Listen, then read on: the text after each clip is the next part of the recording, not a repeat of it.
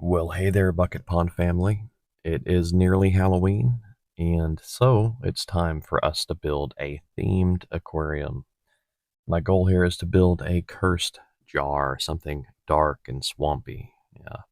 We'll be starting with a 1 gallon jar, and we'll be using a thin layer of lava rock, 1 to 2 inches deep. On top of that, we will add a piece of screen mesh, and then we will add pond pebbles as well.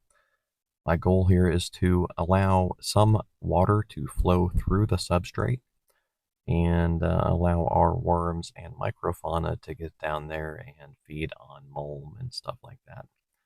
It should work well. So for this build, we are using material from a much older tank. It may look strange, but I can assure you that it is a very healthy spike rush aquarium full of ostracods and spike rush. You can find a link in the description if you're curious about this tank. It's about 3 years old, I think, 2 or 3 years. And yeah, so one fun thing I love about these Spike Rush aquariums is that when you remove the lid, the rush has grown into every possible cavity. Everywhere it can go, it has grown. I think that's really, really cool. And yeah, it's a very, very durable plant. So I like using it. Now, I know that somewhere down in this aquarium is an ancient, very old aquarium decoration. Yes, an artificial decoration. And it is a Cro-Magnon skull, I believe, something like that, or a Neanderthal skull. There we go. A small replica. It's down here, though. It's in the roots of the spike rush. It's been in here a long time. Yeah, there we go. We found it.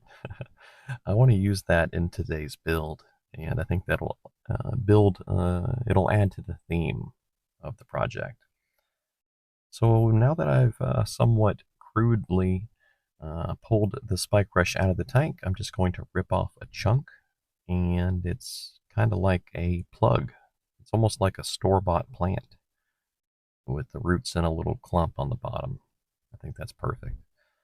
For the donor tank, this is going to seem kind of crazy, but I'm just going to stuff all the material back down into the water, and it'll be fine. Yeah, spike rush is very durable. Once it gets settled, it's very hard to kill. I'm sure you can kill it if you wanted to, but as far as aquarium plants go, it's great. It's also in the same family as hairgrass, which is a name that you may recognize, hairgrass. I really should say hairgrass aquarium, but I don't want to confuse people. So we'll take our donor tank and we'll just kind of put it away for now. The spike rush will be fine. We'll add a little water and some light. For today's build, we will now add some clean water, again taken from an aquifer, not bottled, no tap water. I talk about this stuff a lot, you guys. I talk about compounds and things that are in your water, especially if it's been chlorinated. And people always think I'm crazy, but I'm also the guy who has created a bunch of mutant snails, and I think I might have a little, a little say in this department. So yeah, we're adding some bladder snails now. But yes, it turns out that chlorinated tap water, it actually breaks down into various compounds, including a few mutagenic chemicals. Yes, and stuff you're drinking every day. So we are going to add a sponge filter in here, and I'm pretty, I don't know. I'm confident, but I'm also concerned. I want to create a high flow jar aquarium. I want to simulate a stream.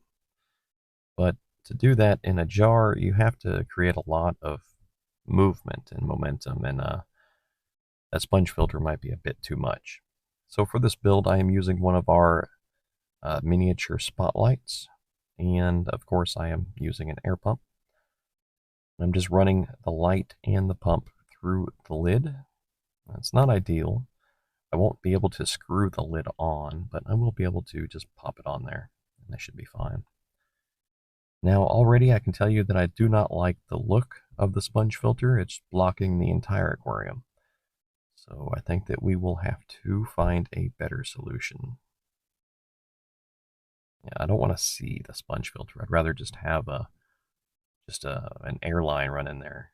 If anything, I don't like to see artificial things in the builds too much. But for now, let's add our little skull here, our little piece of Bucket Pond's history. So this has been with us for a long time, and I originally purchased this for like 30 cents on eBay, something like that.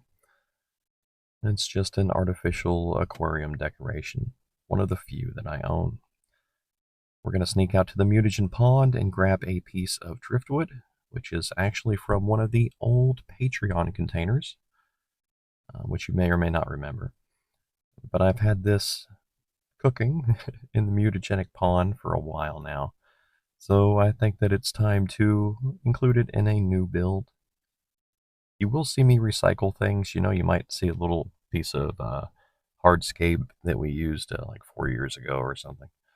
I always try to reuse and recycle, and I never really want to break down an aquarium. I don't want to tear it down. I don't know. Something about it. I'm a jar hoarder, you guys. For as long as that aquarium will produce plants and microfauna, I will let it run, even if it's kind of crazy looking. I don't know. It's just special to me. So you may remember the metal skewers that I was using to hold down slices of cucumber and bacon and stuff in the recent aquarium builds. Well, in this tank, the skewer is too long. It just wouldn't work. So I actually cut one and I bent it to form this giant fish hook, which to me, I thought was hilarious. You guys have suggested that I use fishing hooks and line to sink food to the bottom of the tanks before for the snails and crustaceans and stuff. Well, yeah, so I listened. Here's a giant fish hook, and it's working perfectly. I love this aquarium, you guys. I am absolutely in love with our cursed Halloween aquarium. And yeah, I like it. Very swampy, very green, but also pretty clear. I hope to avoid the standard green water plague that I tend to generate in my aquariums. Not every tank turns green, of course, but some do. And it seems as though these little lights are strong enough to grow green water algae quite nicely. So hopefully that fair amount of spike rush that we started with will help to outcompete the algae. This is 5 days after setup. The tank looks great. And I know what you're saying, guys, like, why would you expose your tank to this or that? Why, if the green water is a problem, don't let it get in your aquarium. Well, spores travel and all of my equipment is contaminated, including myself, my hands, my skin. So there's really no escaping the green water. All I can do is try to combat it, to fight against it. So now we're going to add some samples from the wild aquarium that we built recently. And this will include some different types of little critters, including some aquatic earthworms, and I believe amphipods is the right word. Possibly some other unknown microfauna as well. And I'm just injecting this very slowly, just underneath the skull. It is mulm. I don't want it to flood the tank and make a mess. And we're also adding samples from the Fishbowl Scud Aquarium, and I'll include a link to both of those in the description. We have seeded the tank with more advanced life forms, and I am very happy with it. It's a great example of a pond in a jar aquarium. We will check on it again in the future, as every tank that we have here was built on a video, and I love checking up on things and sharing that with you. I've talked a lot about ostracods lately and about mutagens, so hopefully you can see where I am going with this. I'm very excited for what we might find, what might happen. what little monsters might creep out of the aquariums. Yeah. So my name is Bucket Ponds. I am very grateful for your time. I make a new video every Sunday. Big thank you for everyone watching, for my YouTube members, and my Patreon supporters. Have a great day, guys. I'll see you next Sunday with another video.